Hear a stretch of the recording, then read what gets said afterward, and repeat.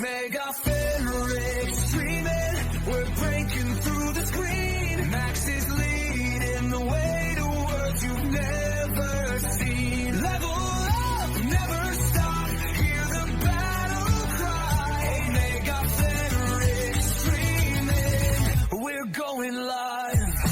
Whoa, we're going live. Max on the mic, lights burning bright. Clicks like thunder in the dead of night. Controller tight, yeah, he's in the zone. Every stream feels like a war he owns. Cash blowing up, can you feel that heat? Heartbeat sinks with the kick and beat. No backing down, no fear, no end. Every loss just fuels him again. Omega Fenric streaming, hear the crowd scream loud. Rising from the chaos, standing tall and proud. Through the lag and fire, breaking every ceiling. Max is never quitting. Omega Fenric streaming. Pixels flash like sparks in the air. Victory's a blade and he's always prepared. From noob to king, yeah, he carved his name. Every clutch move rewriting the game. Chat goes wild, spamming fire and hype. Every second's a cinematic fight. Eyes locked in, no time to breathe. Legend in the making, just flame. Omega Fenric streaming, hear the crowd scream loud. Rising from the chaos, standing tall and proud. Through the lag and fire, breaking every ceiling. Max is never quitting. Omega Fenric streaming.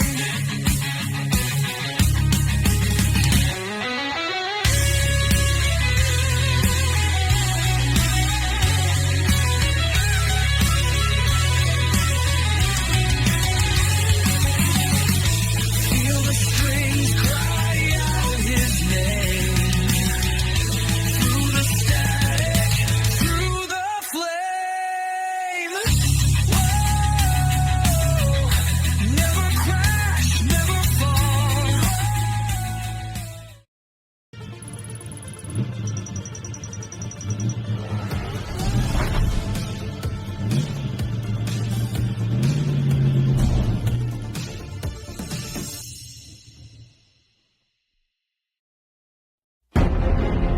I am the channel that Maximus Fenric built. I am a den lit by screens and neon, forged in the spirit of the pack. The digital wilds are my territory. The howl of the Fenric pack is what gives me life. Creativity runs through my veins. The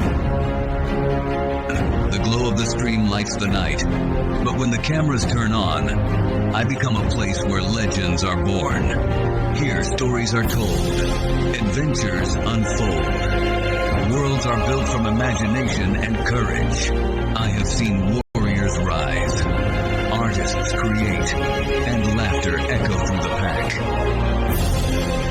I have watched heroes level up, quests begin, and communities grow stronger together. For every stream, every game, every moment, I am a gathering place for those who run with the pack. I am the voice of the Omega. I am the spirit of the wolf. I am energy. I am passion. I am the howl in the night. And at the center of it all stands the one who leads the stream. The one who keeps the fire burning. His name is Maximus Fenric. Welcome to Omega Fenric Streaming.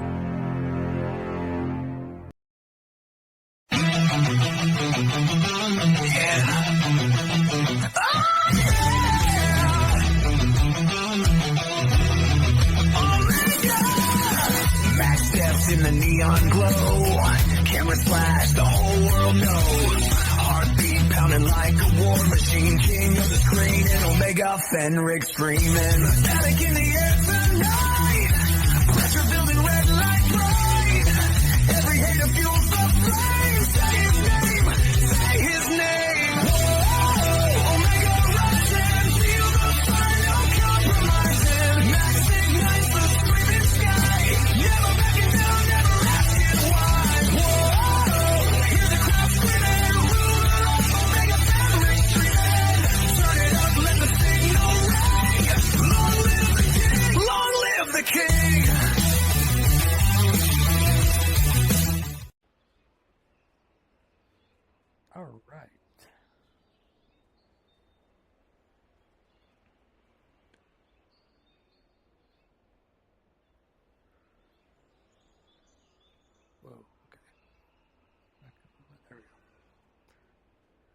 So, Mr. Koda, give me Yes. information Hello. about yourself.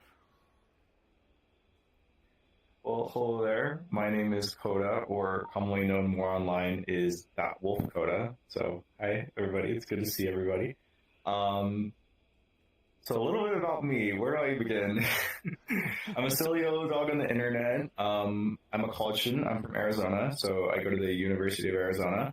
I'm a sophomore this year, so I'll be going into my junior year next year. So I'm going in for business, but when I'm not working on spreadsheets, I'm very much a silly old dog on the internet and like to be cheerful and playful and fun. You might be representative of me as either a cinnamon roll wolf or a lightning wolf. I'm a streamer myself. I've gotten into content creation. I've been in the furry fandom for about 2 years now, coming up in July. It's been a really wild ride, and I've met a lot of people. But I think about a year later, I began streaming and, began my content creation journey. I worked on Koda's design for about a year, and he's at a place where I'm happy with him. But yeah, it's a pleasure to be here. It's an honor. I've heard so much about this project and how lovely it is. So I wish you all the best, and I'm here to contribute whatever questions you have. It's an honor and a pleasure to meet you as well. Um, so I know you're a member of VFur in this last wave. Yes. Give me a little bit of info about that and what made you want to apply. So VFur, it's a really great community. So for those that are not familiar with VFur, it's a Twitch team. Most people know it by as a Twitch team, but it's more generally a community of a lot of content creators and streamers who have a common goal of collaboration and building community and overall just, spreading positive energy, you know what I mean? So I joined VFur back in September of 2025, and I had been streaming for about 4 months when I applied. So the team VFur is led by a man named Whiskey Dingo. He's a very well-known content creator on YouTube and other platforms like Twitch.tv and whatnot. But he's been a pioneer in the Twitch space and the furry space and the VTubing space for like-minded furries like myself who are more new to this space. He's been doing it since, I believe, 2019. But he started up the team shortly after his content creation began.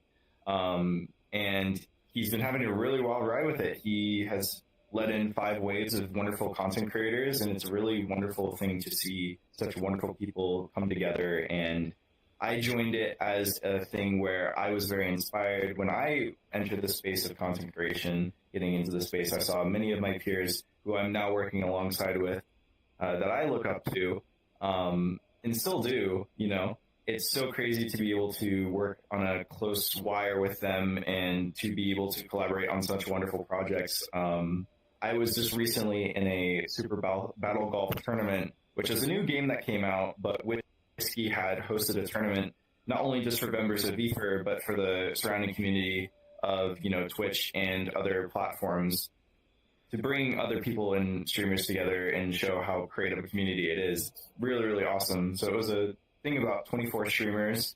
And it was honestly such a wonderful time. A lot of people I hadn't met before, and it was a wonderful way to, meet people and get to know people. It was a really, really cool thing. But I'm ranting here, but VFur has been a really awesome journey. So when I joined back in September, I was about 4 months into streaming, and it's a very, very prestigious team to a lot of people. It's very well known in the community, and I believe 800 people have applied or were applying for Wave 5, the wave that I was accepted into. And these are all wonderful streamers. They're all super, super talented, super knowledgeable, and have been streaming for way longer than I had been. I've been streaming for just little over a year now, but at the time it had been around 4 months. So I saw a tweet and I put it off. I was like, this might not be for me. And I saw the last day he was applying for, people, and it was like, okay, applications are closing. And I was like, why not? Just go for it. See if you get it. If not, no biggie, there's always next time, but, you mentioned how you applied last year and what you've learned since then. But to my surprise and a lot of others, I had been accepted, and it was a very, very, very awesome thing. I was very grateful for it. And it was very, very awesome to be recognized for that. And I've gotten the pleasure of meeting so many people, part of the team and their surrounding communities. I've gotten to collaborate with such awesome people, so made so many friends. It's been really great. So, it's definitely something to, consider if you want to get sort of into content creation and into a journey like this, or just a passion like this. Twitch teams, not just VFur, but a lot of other surrounding ones, Frostbite, Thunderfang, Little Critters. There's a lot of cool ones. I see them around Twitch, and I think it's so cool to see so many of them sort of coming around and showing what great of a community they can build, and then it becomes like a tight little web. It's a very cool thing. But yeah, there's a really cool community, and it's just a bunch of cool content creators who like to do a bunch of stuff, and yeah, there's not much else to it other than that. Well, that's cool. Crap, I hit the wrong button. So I hadn't applied yet, but I know Whiskey is opening up applications here soon, and so is Snowy for Frostbite. And Yeah. I've been streaming for a couple months. I'm working on getting better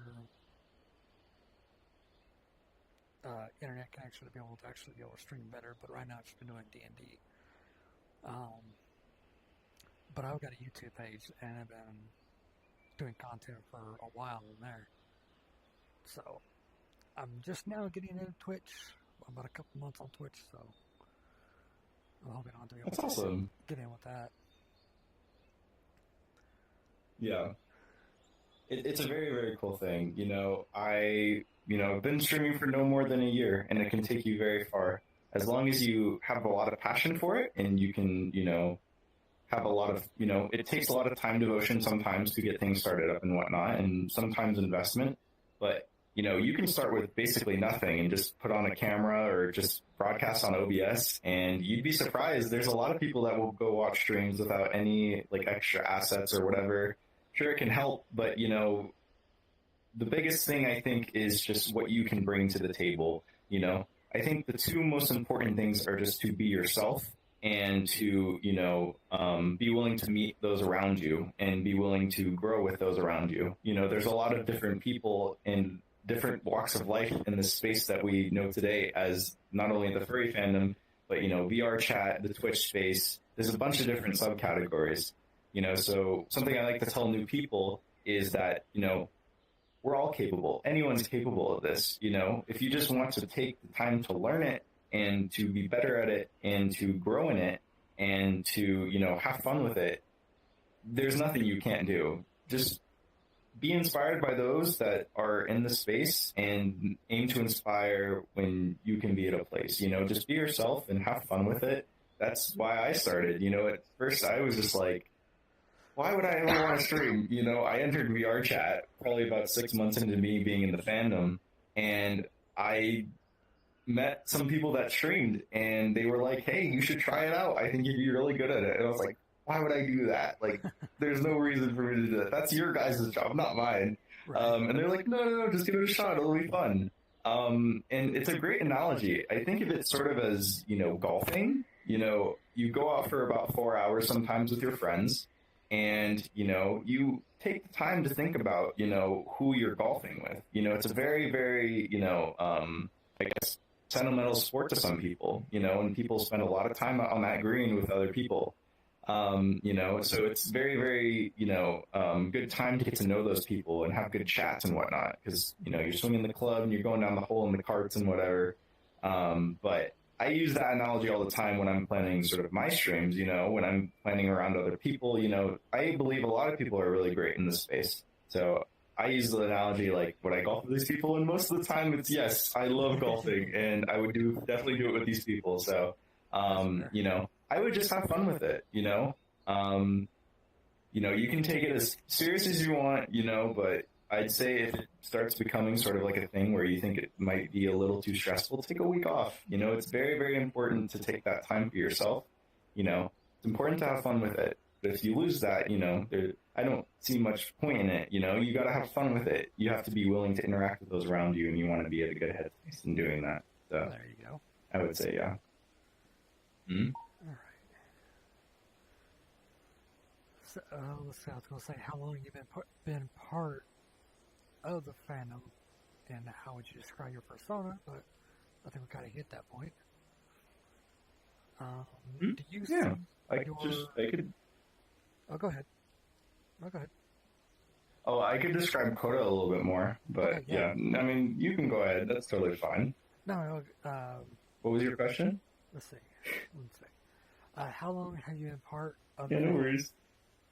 and how would you describe your persona and your design? So, okay. So I've been around the fandom for a little over, I'd say, well, I joined a server in July of 2024, and that's usually how I mark, sort of my furry awakening, where I officially became a furry. There's not much material other than just scrolling TikTok and seeing all the videos before that, but I had seen it all around social media, and I thought it was really, really fun. You see all these different people with all these creative designs and personas and everything. And I thought, hey, it's pretty cool, and I'd just been graduating high school, as an art student, and I'd been having a lot of fun with, art. I'd been drawing in a variety of mediums. I'd been creating art in a variety of mediums, but my instructors weren't the best. And I was very much looking for a new outlet to, take my creativity inspiration, so I saw the furry fandom, and I definitely wanted a space where there's a lot of like-minded individuals that are very kind to one another and want to help one another. And I found this place, and it's so cool because I saw all these people, and I was like, no one's hurting anyone. Everyone's having fun. Everyone is so respectful and are so willing to get to know one another and see all these fun things people have going on. I was so stoked, and I was like, what if I gave it a shot? So I joined a server, and I met a lot of people, artists. I met people in game development, all these different people. Some helped me with my avatar, some helped me with drawing Koda for the first time, and it led me to where I am now. And if I didn't have those people, who knows where Koda would have been, But in that process as well, when I got into the fandom around 2 years ago, in July, I don't remember the exact date, but I had met a lot of these people, and like I mentioned in game development, I met one person, his name's Oropo, but he had been making my first ever avatar, which is just a, I guess, less refined rendition of this. Uh-huh.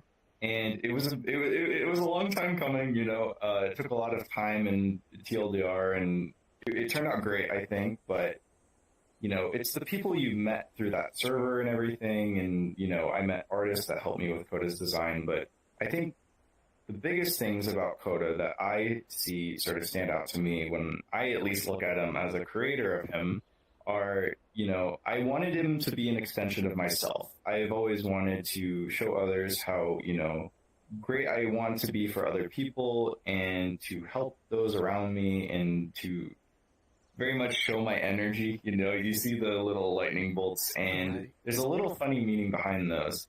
It's not just like everyone assumes because it's just I'm an energetic dude. And sure, that could be a sort of a happy accident, as Bob Ross would say with that. But I had watched Bolt a lot growing up. And it's a Disney movie about this character dog who's very, very caring of his owner and needs to go back across the country to find him. But it was very much one of my favorite movies, and I wanted to have a little test him in my persona. So I also like the color yellow and brown, and that's how Koda sort of created his palette. I spent about a month on Koda's palette. And as I got more into the server, I met an artist, and he asked me a question, and he's like, do you have any lore for Koda yet? And I said no, and I was very curious about it. I was like, what is the lore of a character? And he told me, you can give him any sort of character traits that you want. You can give him a place of origin, his favorite foods, music, and I heard food, and my mind instantly knew cinnamon rolls. I love cinnamon rolls. So magically, some coincidentally thing. I don't know how it happened. I had made Koda's design, and it somehow aligned with the colors of a cinnamon roll, and I was so like, I was like, oh my god, this just works, you know. So I just went with it, and I have a bandana actually. I don't know if I could put it on, but it was my original bandana, and it has little cinnamon rolls on it. But it was very much something I very much enjoyed, and I definitely wanted it to be a part of Koda. So I see Koda as more of an extension of myself, the things that I enjoy, and the thing that I want to be for those around me as well, to show who I am as a person, just by looking, not having to get to know. It's sort of a pathway where you want to have people come and get to know you, and you want to get to know them. And I think personas are a really great way of displaying that without having to say anything. And it sort of sparks the conversation. It's like, how did you come up with the design? How did you come up with this and that? It's really fun. So it's a really cool thing. Yeah. So that's Koda. I really like that. Let's see. What visual elements, such as color, accessories, or expressions, did you intentionally choose for your character? Ooh, this is a very great question. I'm really loving these questions. This is awesome. So when I think of color, I think of the broad spectrum. And I remember when I was making Koda, and I did not know where to start. I had been catapulted into this community that I had been seeing online, and I was like, I need a design. I don't know where to start. There's all these different possibilities for colors, in different palettes. So how do you come up with one? How do you decide on one? It's super overwhelming of a thing to think about. But you just go with what you like, You start off with a color or two that you enjoy. So I really love the color yellow. And it's sort of weird because I grew up with a variety of different favorite colors. I think we all have that as, sort of kids. There are, people that like different colors when they grow up. So when I grew up, I liked the colors green and blue, and I don't know what else, but eventually it landed to me loving yellow. I still kind of like blue, but yellow is definitely something I very much enjoy now. I think it's just a very, very soft, warm, not overpowering color. It can be, but if you get the right shade of it, it very much becomes a color that you can enjoy and admire. In the autumn, you can see it on, trees and everything. And in the summer, you can enjoy it as a sunset. You can enjoy it in a variety of mediums. So when I saw the color yellow, I very much loved sunflowers and stuff like that. I just love the color yellow. So I was like, okay, I definitely want the color yellow to be a part of it. But I also love the colors white. I don't know what it is. It's very you can say it's bland or boring, like white walls or whatever, in a new house or whatever. But when you pair it with the right things, it can become a very much thing that can pair things together in a very beautiful way. You can have a lot of cool things that pair with it. So the main colors I started Koda with were brown as well. And I don't know where the brown came in play, but I thought it would be sort of a nice complementary to the yellow. But what I noticed is that with my colors, it was a very stark change. When it was just a brown, yellow, and white, there's not a bunch of transition in between those colors that help flow, a design well. So I decided to have a beige sort of in the mix, because you can tell that a beige is sort of a darker shade of, or a lighter shade of brown, but it's also on the same sort of wavelength as a yellow. So it sort of works. So when I sort of made my palette, I very much wanted yellow involved, simply because it's a warm color, and I think it reflects a lot of my personality. I'm very sporadic and very, expressive. You can see a lot of that maybe in comics as well, where you see all of these yellow bang and whatever, Right. But I also really love the idea and theme of lightning from not only Bolt, but I just find it fascinating. I think it's very, very cool. I'm very much a fan of mythology, so all my Zeus fans out there, hello. Koda's original name was going to be Zeus, but I didn't quite land on it. I thought I was going to be too basic with it, but it didn't take me far with my name becoming Koda. I probably know 15 other people with my name at this point.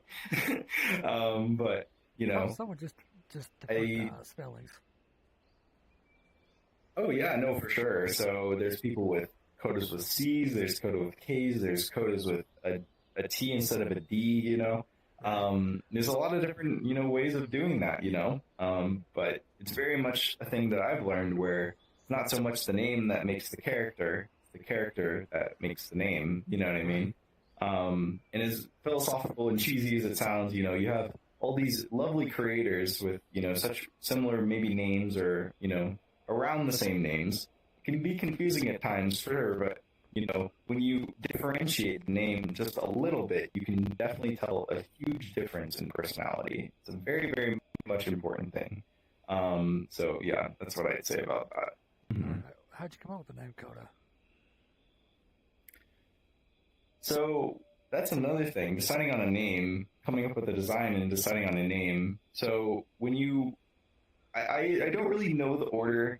Some people have that name in their head first and then the design, and some people have the design in their head first and then, the name, It's sort of a weird thing, but when I was thinking about Coda and how to design him at the time, I very felt rushed, and I don't know why, but I would, close my eyes at points in the day, and it could be totally random, but I'd close my eyes and I'd see this character, and I had no other thought than just to go to a drawing board or a palette or something and just try to replicate what I saw in my mind, And when that happened, I, slowly and gradually came to the design that I saw in my mind, which is very cool. But, when I had the design choice done after that overwhelming part of the process that I made for myself, I thought of a name. How do you frame that, piece of work that you spent so much time and devotion on? You spent so much time and care in designing such a beautiful thing. You want to name it, how can you be unique as your design? How can you be different? How can that also speak to you and what you enjoy?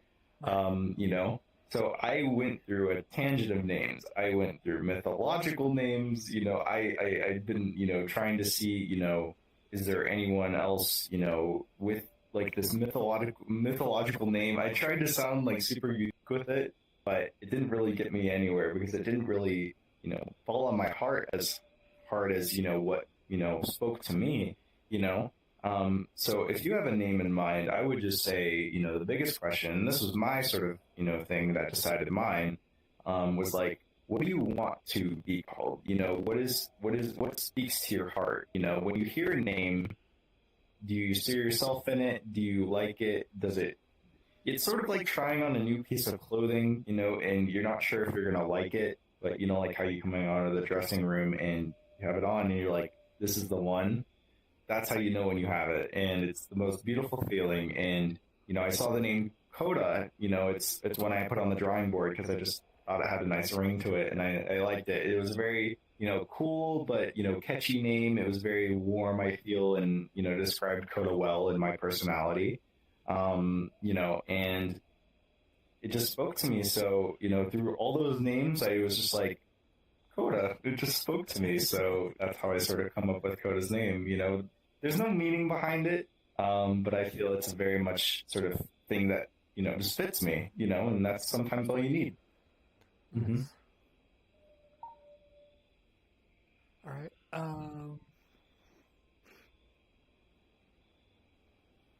How do visual choices communicate personality traits? Like friendly, dominant, playful? Yeah. So you can see a variety of designs in this fandom. There are a ton of different palettes, there are a ton of different designs, a ton of different species. That's another thing, different, species. But, when you just think about a palette and how it can describe a character and its emotion, it's not far off from what we've seen throughout history. You see reds as sometimes very aggressive. You see blues as very, very mellow or chill or cold, You can also see, yellows as very bright and joyful. A good comparison of, this, sort of example I'm using is, Inside Out, if you guys have heard of it. It's a very much show or visual example of, how color can evoke emotion. It's all around, greens can, evoke different, emotions. It can be sort of a bipolar thing where it can also, evoke growth, it's also discussed. It's commonly seen throughout media today. So I think with in this fandom, when you apply it to characters, you have a bunch of different colors, reds and yellows, but people find their own fun ways to sort of put spins on it and give it that bipolar twist where red doesn't need to just be aggression. It can be, warmth or, lust or romance or, just, I guess, just joy. I mean, it's not so much the color that makes the character. Like I said, it's more the, person that you get to meet. You might be, intimidated by certain colors or different things, and you might see a color and you might not want to interact with the person. But I think when you get to know people better, you can sort of tell how their personality bleeds into their design and how that sort of speaks to them. But color can mean a lot. It meant a lot to me. And, I didn't really see it when I made Koda, but a lot of people were, Koda's very loud, high. So it's more, it's more something you see from the outside, neutrals colors are very much a good example of this. When you see people with neutral colors like whites or grays, you can assume certain things, but, it's not up to that color to just sort of decide things, but you can get to know that person and then confirm that for yourself. How can you replicate, that for your own self? How can you make it your own twist, have your own fun with it? How can you show other people how cool it is, and stuff like that? Mm-hmm. Heck yeah.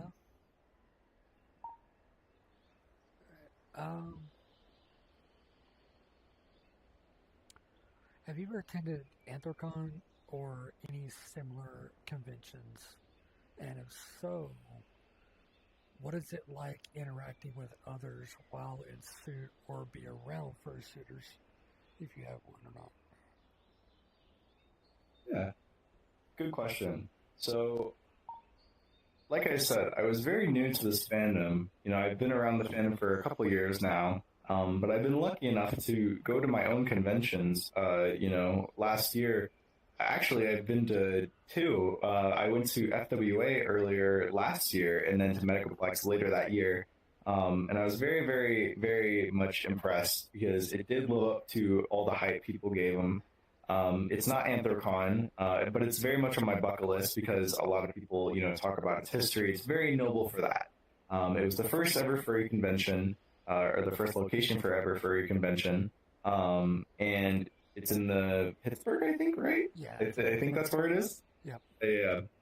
So a lot of people go there not only for the tourism of it, but for how great it is. There's a variety of conventions, and Anthrocon is definitely one on my list.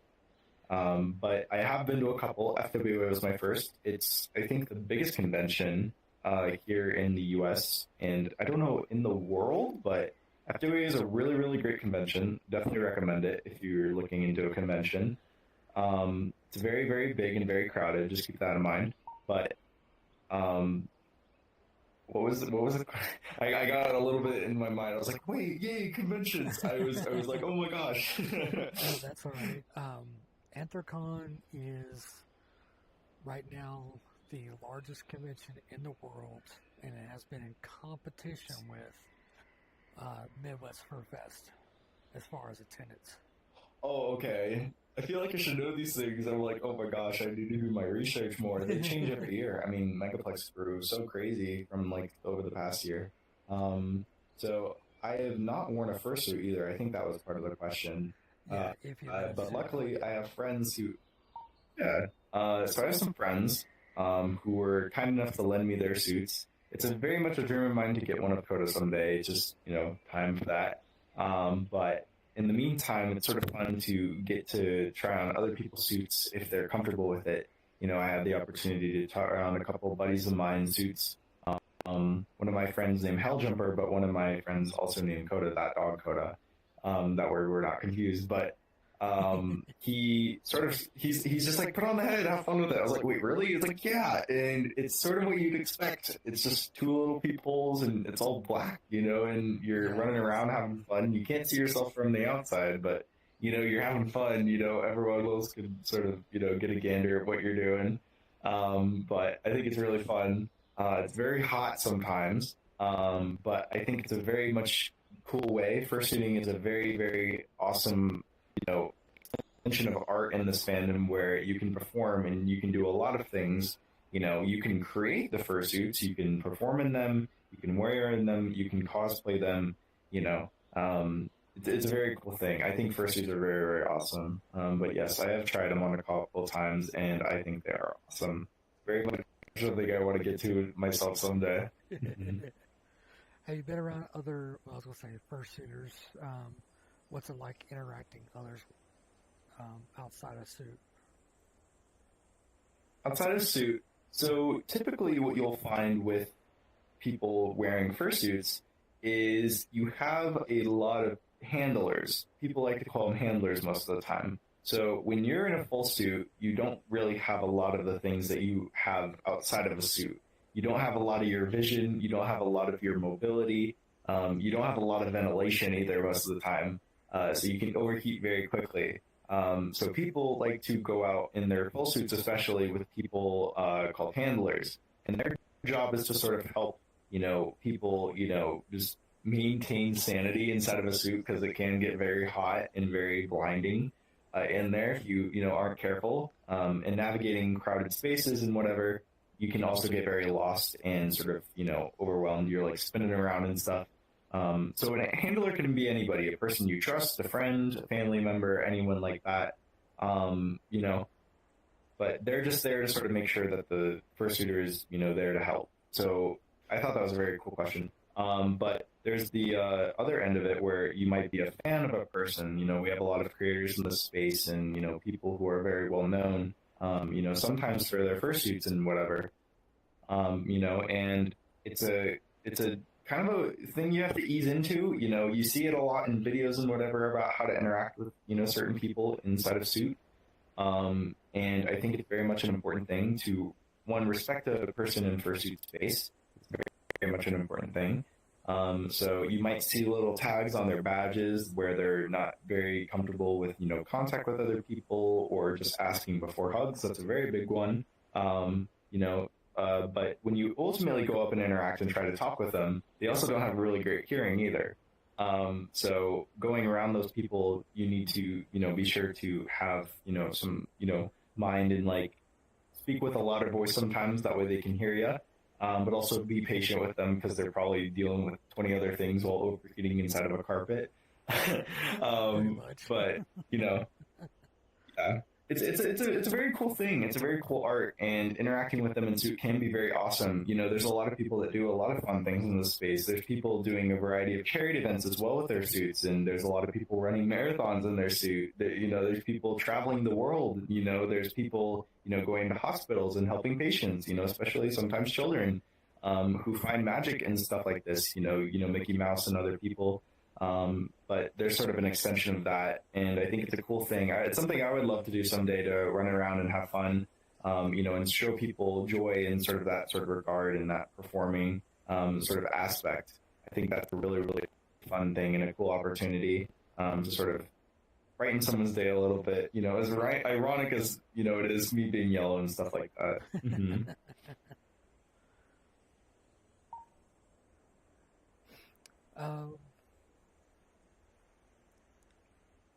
Let's see here.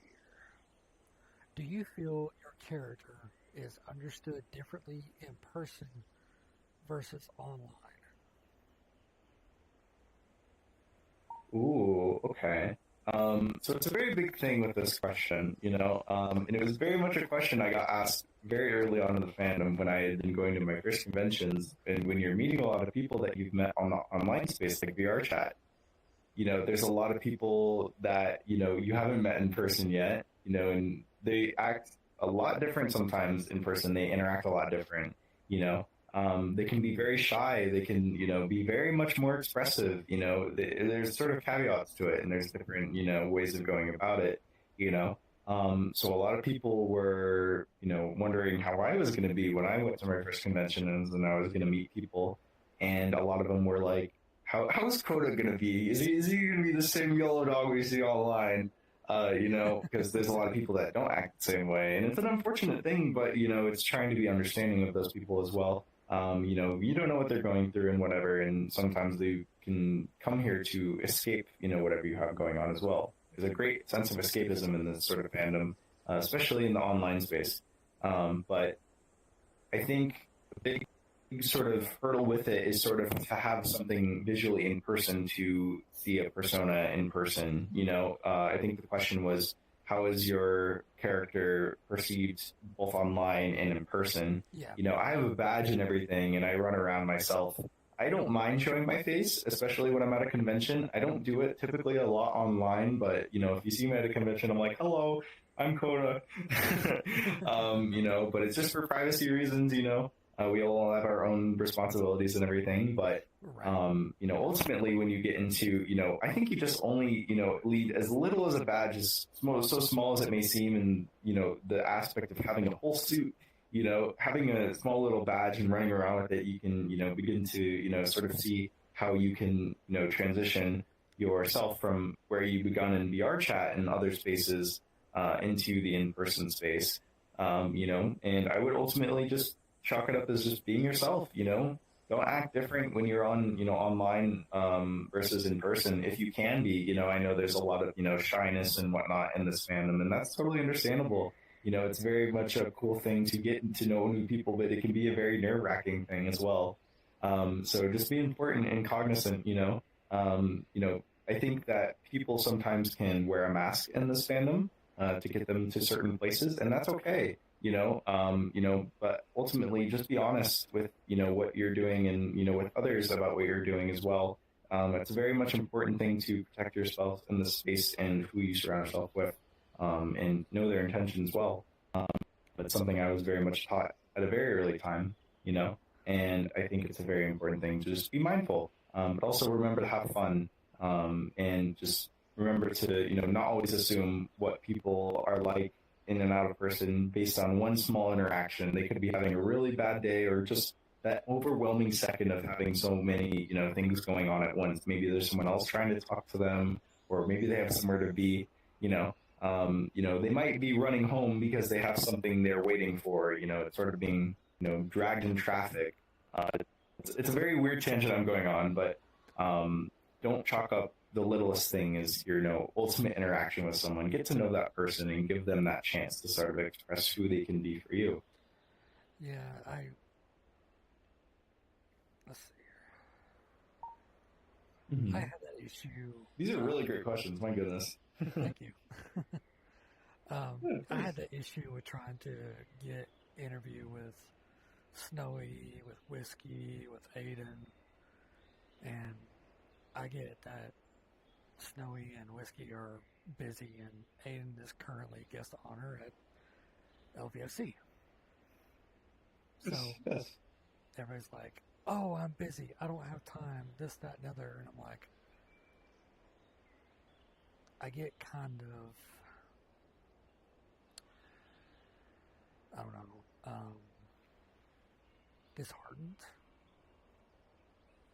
Yeah, of course. Rejected like that. And I was just like, well, you gotta think about it. I could just say, everyone's got something going on. Yeah, of course. Yeah, it's very much a thing to recognize. We all have things going on, and we all would love to make time for those around us, I'm sure, if we had enough time. We only have so much time allotted to our everyday lives, when we have our own responsibilities and everything like that. Right. And sometimes people do have the time. It's just, sometimes they have other things going on and whatnot. And that's okay. If people can make the time for it, then, I would take the opportunities that you can, take, I wouldn't define, the success of something by having the interview of a certain person or the interaction of a certain person going a certain way. People that have the time can make time for you because they appreciate the company that you are trying to make for them, and they appreciate the opportunity that you're trying to give them. I'm very honored to be a part of something so special, so I want to thank you for that. But also remember that when a person often might say no to something, it's not because they have a gripe against you, or they might have hate against you, or they just don't like you. It's not that at all. And it's very hard to not overthink some things. I know I'm very much an overthinker myself sometimes, but ultimately, it's more of a thing where, you have all these people and they're doing such amazing things, and often they don't have a lot of time outside of that. So it's very difficult sometimes, but just be understanding of that. They're not doing it because they don't like someone, or not, because they're not interested. I'm very much sure that anyone would love to be doing something like this.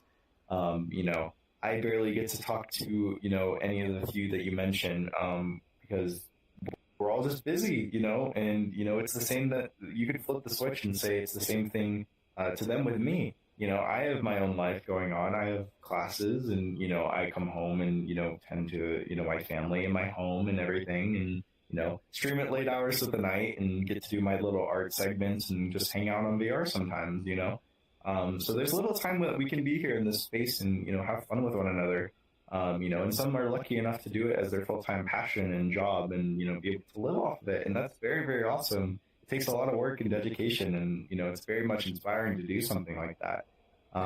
But, ultimately, we're here to help, and, often we are busy and sometimes we don't have time to help, and it's not personal to anybody, luckily I just had time to make time for this because I really enjoy this opportunity. And as a college student myself, I would love to see other students thrive and succeed in arts.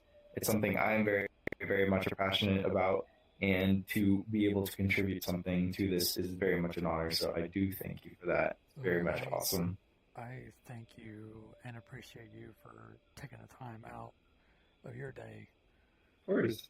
So, being a student myself, Good. I'm a senior. I graduate December with my bachelor's, and this is like my senior graduate level paper. So, yeah, no, it's very much a big deal, and I was honored to hear about it. I was like, my goodness, this is a very big thing. This is a very big opportunity for you, and it's a big opportunity for other people to be a part of it. And I would love to, contribute whatever way I can. I appreciate it. That's a big deal. Yeah, of course. What visual elements make a streamer stand out to you? Whether it be the avatar, the overlay, alert, what have you? Its audience. Yeah, of course.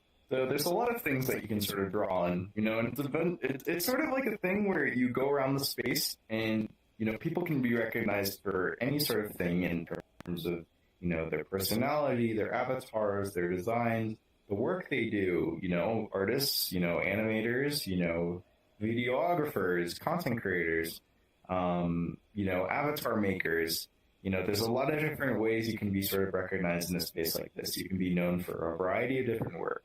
A lot of people might recognize, my, sticker work, or Koda's avatar, or, my bubbly energy, as I'm often known for on, line or stream, just because of who I am. But I think it's very much a thing where, it sort of levels to it, where you have, like a design, but ultimately it's the personality that makes that character come to life. It's very much a thing to, sort of display that person, to think about like, hey, I want to show my energetic energy online, this is who I am, hi, but, it's very much a thing to, build a lot of time on, figuring out what avatar you want to wear as well. So it can play a big part in that. But there's some streamers out there that don't use any sort of assets. They don't use any visuals or anything like that. You can give your stream any sort of way you want to. I think of it as just sort of a cozy corner on the internet where you can do whatever you like. You can give it any sort of colors you like, and give it any sort of personality or flair that you like. It's your own little place, and it can be any way you like. And there's sometimes people that just don't want to do any of that, and that's fine. That's what they're comfortable with. It's just what you're comfortable with and what you're happy with at the end of the day. So just ultimately go with what you like, but also just make sure, just have fun with it, and I think ultimately behind all of it, it's very much the personality and the person behind all of it that, ultimately, makes all of it. You know what I mean? It's very much a deciding factor. People, want to be, entertained. People want to, get to know that person sometimes. People want to see that crazy moment. People want to see, how entertaining you can be for others just by being and if you are able to entertain by doing things that you love, it is a very much rewarding thing. I find myself not the most entertaining or anything crazy like that, but, if other people, are enjoying of art or a silly yellow dog or any of that, then I'm happy doing it because ultimately it makes me happy just being me.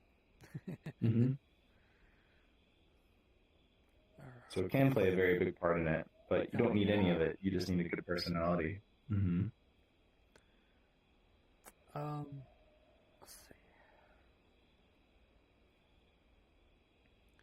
How important is branding? Colors, logos, character consistency is for a streamer. And also, do you feel more connected to streamers who use avatars versus face cams? Ooh, okay. So visuals in terms of a stream. So I think they can tie in a lot to sort of everything that you do. I spent a lot of time personally as an artist and someone I find, or just as a very much person who very much, I guess, appreciates creative appreciation, for things around me. I enjoy like a good visual appearance of something, whether it be, nice color harmony or something like that, or just, nice design visuals, or, it has a common and consistent theme. If it's organized, I'm very much one of those people that loves, seeing all those videos of organizing on, TikTok or anything. It's sort of the same thing, but, you have, this thing called a Twitch channel, right? And you have to make it the way you'd like to. But, I think you can have a lot of fun with it, but make sure that you can, build a theme with it. So an easy way to do that is through the panels on your bottom of your stream. It's a very, very, easy way to, showcase the kind of person that you are and who you want to be and display yourself. It's a very, like, much niche thing, but it's a cool way to sort of, I guess, display yourself. It's an about section, and you can have images, and you can do all these sort of fun things with it. And you can spend a lot of time picking a color theme and everything. So when I was making mine, I just used my stickers and put a little bit of text on it, and it's just sort of a nice display.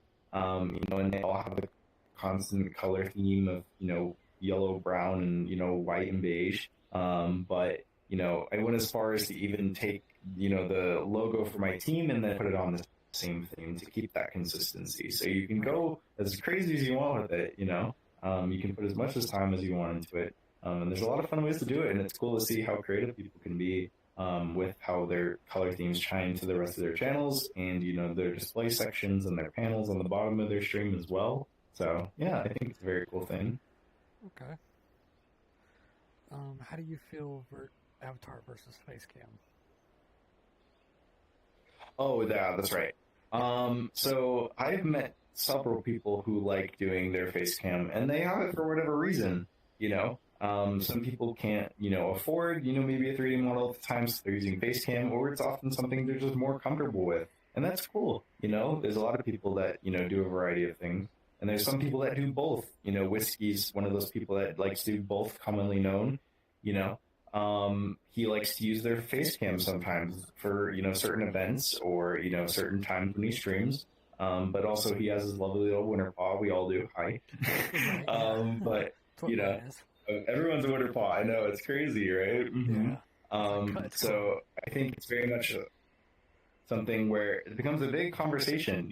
People want to, wonder why people don't use their live webcams. But when you take a deeper dive into some of the reasons why some people like to not use their webcams or why they do like to use them, it becomes a bit more interesting. Some people make it their job to, do streaming. So, they want to be involved with it, and they want to sort of share, more, I guess, I guess, one-on-one level with it with people. Like maybe people want to do more IRL content or, want to cook. It's kind of hard to not show your face if you don't have a fursuit when you cook or something like that. So people just sort of get to use it's sort of easier not like to show it than not to show it at that point in stage of your content if you take it to that extent. But on the opposite end of the spectrum, there's people, that have day jobs, and, when they're on Twitch, it's not received the same way as maybe the community would take it, or, sometimes a workplace might have a thing against sort of outside content creation with your face on it because it is ultimately a display for that business, so you have to take a thinking about why people aren't comfortable showing their personas. That's why I don't show my persona on, stream or anything. It's not because I don't like the way I look or I'm uncomfortable with that. And if you are, that's totally fine.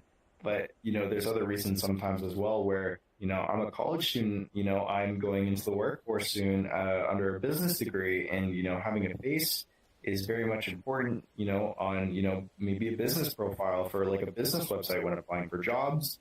People can back search things, people can take a lot of things and, back end search you. So it's very much an important thing to protect yourself and remember, how, that responsibility and that power can lead you down the line. You have to think long term here, because, who knows, people react to different ways when you have a certain hobby or, are doing certain things, not any of them are bad, but, some people don't like to get that chance or that second thought or that second hand, so sometimes you want to keep your professional life sort of separate from your, personal life, you know what I mean? So, and that's okay, so as long as you're having fun, as long as you're not hurting anyone, I think it's fine, whatever way you want to do it, whether it's face cam, webcam, both, I think it's a really cool way to sort of shift the dynamic and, show how you can be on both sides, or just one side, and it's cool to see what people come up with. So, yeah. All right.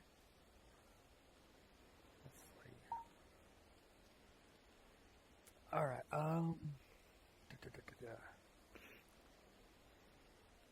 How do chat emotes and on-screen interactions contribute to the experience? And do you think audience experience becomes a part of that? So emotes are a fun way to sort of express yourself as a personality with certain motions going on in a stream. It's a sort of a fun way to, tie in the two together and make it sort of a theme.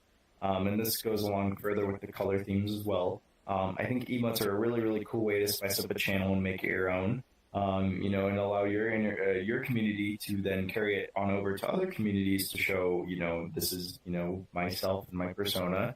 And some people admire emotes and want to use them other places. It's a very fun thing to, take that. If you're a fan of a person or want to, express your love for that other person or just want to carry it to another place, you can if you'd like to. It's a little memento from that community, but you can also carry it back into your own community, and you can give yourself a variety of different emotions with your emotes. And most people like to do it under their persona. So for my example, I use the stickers that I draw from an artist named Polex, and I recolor them under, their TOS. It's totally credible and everything, and it's totally legal. I'm not breaking any laws or anything. Recoloring can sometimes be a fun thing in the space, but you can repurpose these stickers into emotes if you crop them the right way, because they're at a lower resolution. So you can take these, emotes and, of Koda, make them your own and just share them with everybody. It's sort of a fun way to also express your, gratitude and your, thankfulness for people that like to support you. Typically, when you subscribe to a channel on Twitch is how you gain most of the emotes for that channel. So it's sort of your pledge to, them and a pledge to the people supporting you, to where you say, hey, I appreciate you supporting me and what I'm doing. Here's a little thing that you can have as, a thank you. Have all these emotes, have no ads, and, have fun, in chat and whatever with all these fun little interactions and everything. It's very much a sort of give and take, you know what I mean? And it's a very much important thing to, give back to those that are giving to you. So it's a fun little little way of, blindly maybe doing it. Some people might not realize that, but it's a very, very much cool thing. Yeah, that's fair. Um, how does the audience interaction become part of that? The audience interaction. So let's say there's like a crazy like moment in like say a horror game or something. Some people like to use all these shaky emotes and you're like, oh my gosh, what's happening? Some people are very, very expressive and, thankful for something and just want to show love to you. So they use like the heart emotes and whatever. Some people like to, get excited about something. So they use all the like crazy vibrating emotes. Some people are sort of, annoyed or, mad or crazy about something. So they use the scream emote and they're like, ah, you know what I mean? So it's a cool thing, to see how these different emotes can evoke not just one emotion, but they can like sort of evoke a bunch of variety of emotions, sort of on that same spectrum, but they can be in a variety of different scenarios. But they can ultimately help the viewer sort of express their emotion toward whatever scenario might be happening or going on during a live stream, or let's say maybe another place. You can use them in Discord servers, you can use them online, as, GIFs or anywhere other place. It's very much not limited to that either. You can take them around all places in your community. Okay. Have you ever thought about Telegram? Use them? What's that? Oh, yes, Telegram as well. Thank you for reminding me. Mm-hmm. Yeah. So Telegram is a very, very cool place to, showcase stickers as well. It's a fun way to communicate with those around you. Some people more personal, or some people just more, general, that you're just getting to meet. But it's a good way to sort of, I would give it sort of a analogy as, or an example as, you're getting to know people and you want to give them a little bit of a, I don't know, deep dive into like your personality. I think opening a sticker pack on Telegram is a really great way to, catch the personality of someone, because, you can only have so many stickers on Telegram and some people commission them. It's a very expensive thing. But, with the little, stickers that they have, you can see the personality that they have. Some people have more silly emotes. Some people have more, happy or excited emotes, and some people have more like blushy emotes or shy emotes. You can go anywhere you want with them. But yeah, I think it's a cool way to sort of, communicate with one another. Stickers are very much something I use on a daily basis. Yeah. Ditto. It's very much something, and I have like, man, I've lost count. I have too many stickers on Telegram, and I have to import more of Koda. It's a constant thing, and it's sort of a craze. You can't stop it. You're just like, I want to make more of them. So, how does identity performance differ between wearing a fursuit into a physical space and using a avatar in a digital environment? So, like we mentioned sort of earlier in the interview, but you have a lot of different things when it comes to, both of them scenarios, in different times people like to use them. So when you have a fursuit, you're most of the time getting to interact with these people with their fursuit on at a convention. It's very much crowded, overwhelming space, and there's a lot of different things happening at the same time. There's, a variety of things going on. There could be someone, selling a piece of art on the side of you, or, some people are, having a room party down the road or whatever, and you're constantly running around doing your thing, and it could be 100 degrees outside. So it might not be your like best moment or whatever. And you might just be a little caught up in the moment of like, I need water, help, personally, I haven't gotten to that point or know what it's like. But I'm sure that's something much everyone experiences sort of with their fursuit. But I think it's very much contrasting thing when all you have to do is wear a headset on your head and trackers on your body, and you can be very, very mobile as well. Fursuits can have sort of that immobile sort of caveat with them where, you can't move around as you would without it on, and just have, bands with some trackers on, But you can also be tethered to a cable, so there's, two different ways you can be limited in that space. You might not have much room around your room as well, with your, desk and everything in the way, and like your, rest of your room might have stuff on the floor or whatever. So you're limited to that space, and you can use like sort of a joystick to move around, but you're only limited to so much, sort of space where you can sort of wiggle around yourself, But yeah, I think sort of interaction, both in person and, in a virtual space can go very much two different ways. And it's a very much important thing to recognize what, things you have, and things you don't have in both scenarios. You might not have a lot of, cool ventilating air in one of them, but you might also not have, mobility in another, or, you might not have room in another, So, it's a different way of interacting for sure. So you might have things going on, but I think ultimately, I don't know how I would be with the first two. I think I would be the same silly self of mine. But, I haven't overheated in a fursuit yet, and I don't know what it's like to run around a con in a suit for 4 hours at one time. So we'll have to see when the time comes, but I'm very much looking forward to it still. I think it will be a very fun thing, but, that could be a question for someone that is very much both into VR and, in a fursuit as well. Mm-hmm. Okay. What does visual expression mean to you personally within the fandom? Visual expression. Could you give me like sort of an example of like what you mean by visual expression? Is it, an avatar? Is it the color of an avatar, or, how you're, forming, or, your movement? There's a lot of ways of going about it. 1 second. Yeah, of course, no worries. Visual.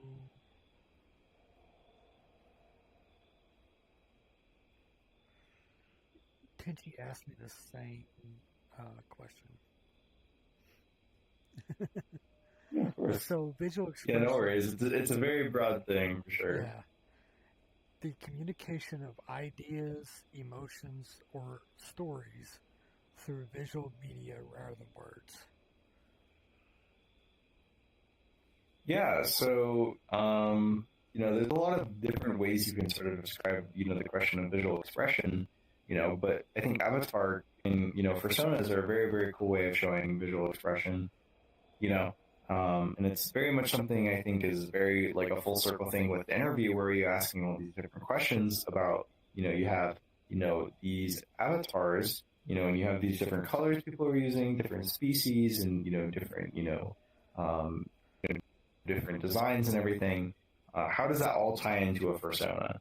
And that's often the origin of all these avatars, is to have a persona, ref sheet or anything like that, or just to build a character design. So I think you can learn a lot by, getting to know a persona. You can tell a lot by just visually seeing it at a glance, but when you get to talk to the person of the creator of the, persona or whatever, you can begin to see so many cool things about it that you might not have seen before.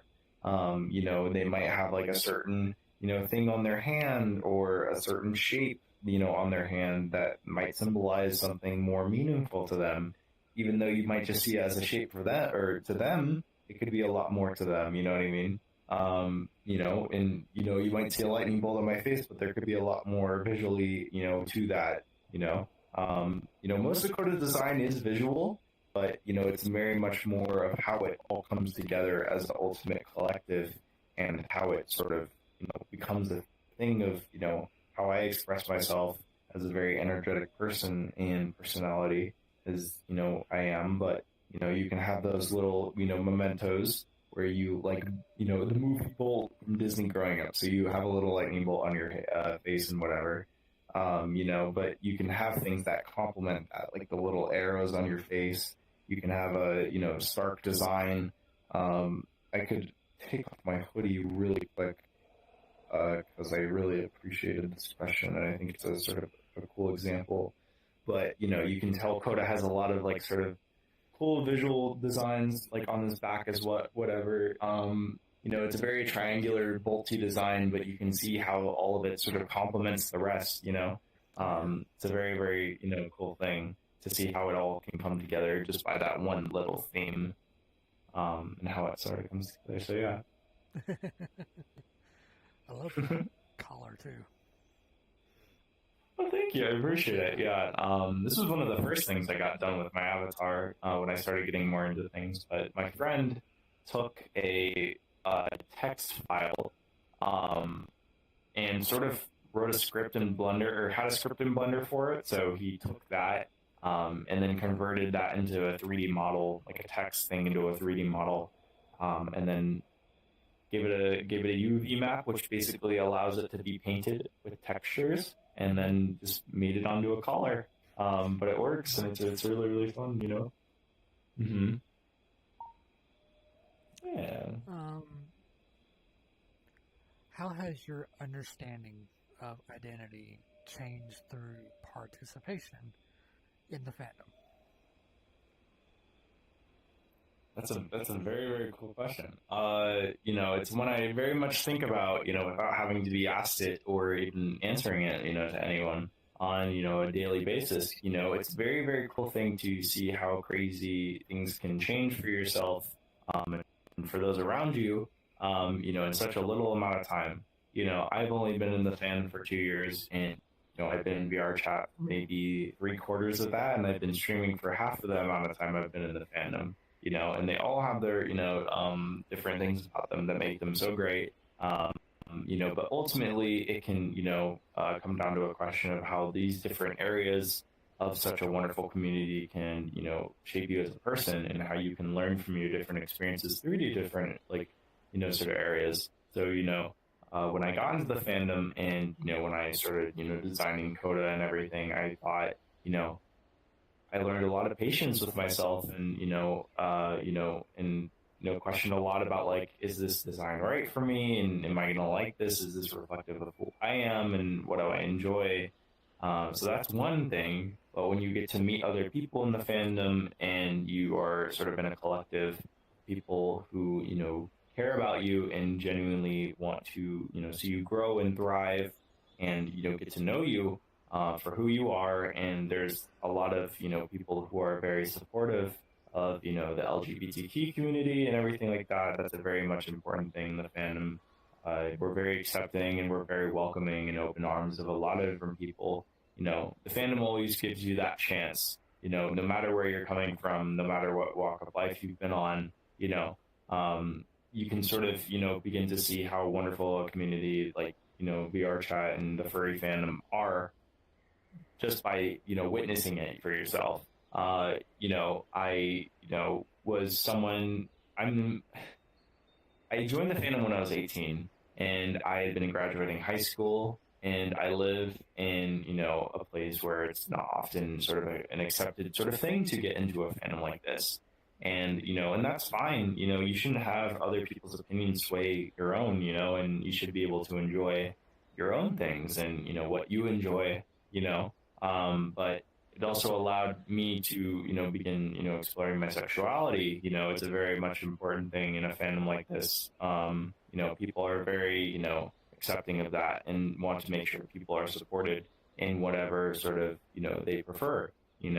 If you're into guys, if you're into girls, if you're into whatever, if you're anything, we don't mind. You're awesome, and we love you. So we want to see you, and we want to get to know you. And it's a very cool thing to see that, and to be a witness of that for myself. It was very much a cool thing. I had friends in this fandom that allowed me to come out to my family for being gay and everything, and I really much appreciated that. This community has helped me a lot through that, and questioning my sexuality. And I think it's a very important thing that we're there for each other, and for anyone new coming into the space. I think it's very much an important thing, and I've had a really, really great experience with it. Mm-hmm.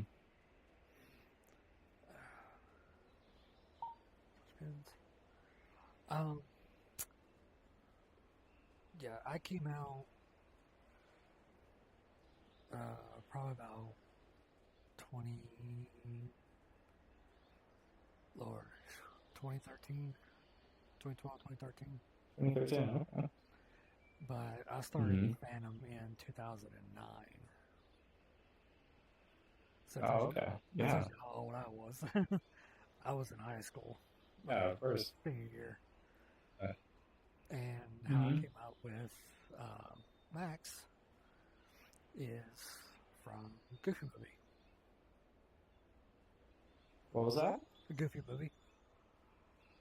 Oh, the Goofy movie. Yes, I love the Goofy series. Mm-hmm. Good stuff. That's how I came up with Max. That's awesome. And I took several different renditions. First started with one character, and then I was like, well, okay, Max is gonna have a brother. You know, I'm a single child, so I came up with a brother. So I have Max, and I have Daxter. That's awesome. So Max is a gray wolf, and Daxter's a blue wolf. That's awesome. So that's my little start. Let's see. If someone unfamiliar with the fandom saw your character, what would you want them to understand?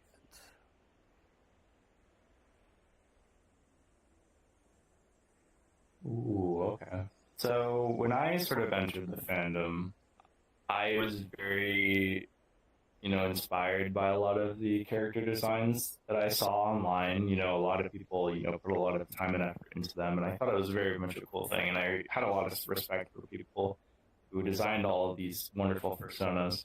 But, as well as that, it's sort of a thing where I sort of grown to be intimidated by some of these designs, where I believed that I couldn't make one of my own, that I enjoyed and that spoke to me and that was unique.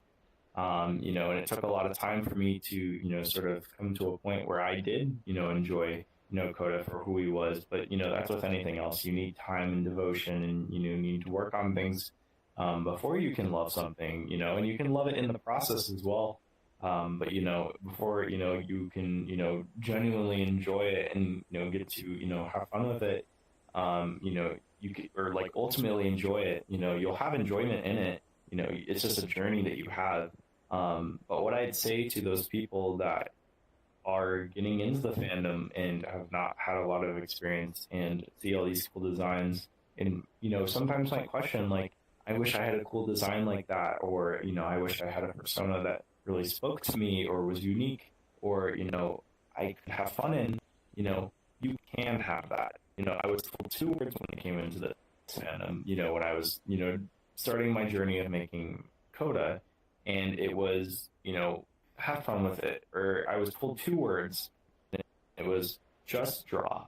And that's what I did. I went to my dad's office and I grabbed 4 pieces of copy paper. I'll never forget it. And then I taped them together with Scotch tape. And I just started, I started drawing around. And, eventually I got to, some of the first drawings of Koda. And, and changed the game. Eventually I got in touch with artists who then took those drawings and then made it a more, experienced rendition into a character that was more, easy to digest. And then, slowly but surely you gain, a little bit of, experience in, your design and everything, and how to, you become familiar with it. And then you get to have, fun with it, and, you're comfortable with it. You know what I mean? But what I'd say is that whenever you question about making your own, character, or when you see other designs, I would just say to be inspired by it, if you enjoy it, and don't feel intimidated to make your own, because you're more than capable of making your own. It's supposed to be a very exciting thing. You can make your own, and it's super, super fun. Have it, reflect your personality and, who you like to be, Mm-hmm. Yeah. Okay. Do you think your character functions as a performance of identity?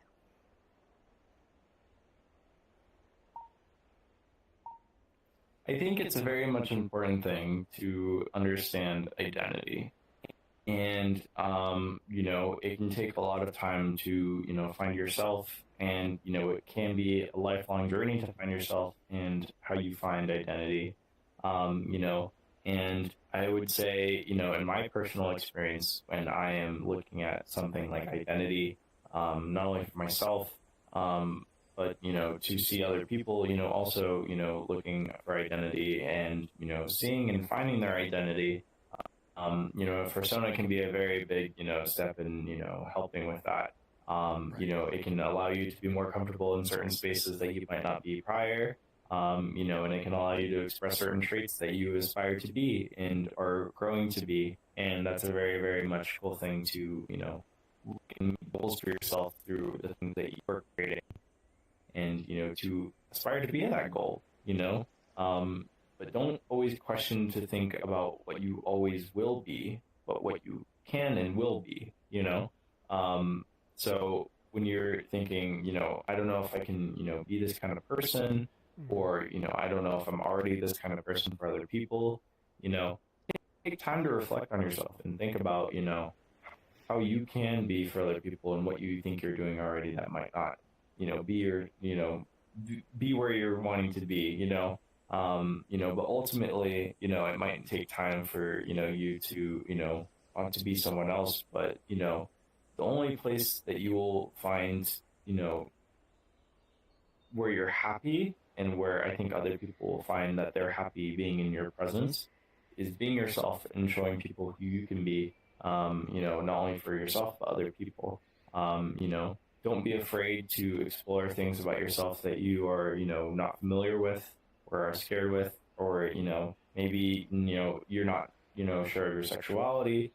Maybe you want to, explore certain things inside of a hobby, that you might not have a lot of experience in. Maybe there's, a new language you want to learn. Maybe there's, you want to learn music or dance or, any sort of thing, and build an identity and find out who you are and what you love and what you're interested in, and find friends that are willing to be on that journey with you. So I'd say, take time with that, but also make sure to not lose yourself in it, but Avatar and, sort of this, creation of a persona can help a lot with that, where, there's a lot of, cool things about a character that can bring up, a lot of, good parts about you, and allow you to shine in the things that you want to show others and who you can be as a person, in your identity. True. Let's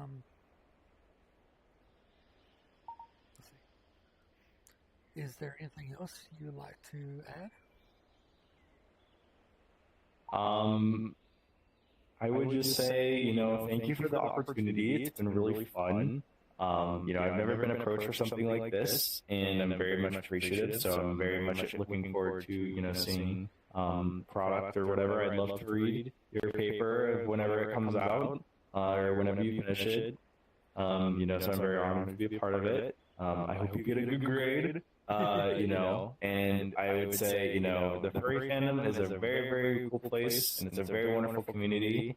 So if you have questions about it, there's a lot of people that would love to, help, if you have questions, but a lot of people put this label on, being a furry, and ultimately I would just say it's a hobby for most people, and it can be any sort of extension that you want. It can be any sort of density of your life that you want it to be. You can only love art. You could be making art. You could be, a content creator. You can enjoy the content creation being made. You could be entertained by that. You could be a viewer, or you could be a creator. Or you could be a performer, or you could be, a watcher. So ultimately, do what you enjoy. Explore the things that you would love to enjoy. And don't be afraid to explore new things if you would like to. There's communities that would love to see you, and I very much appreciate it. So thank you. I would also say to aim to be inspired, but also aim to inspire those around you. Because you as a person can do a lot simply by not lifting a finger, and you can inspire a lot of people just by the person that you are.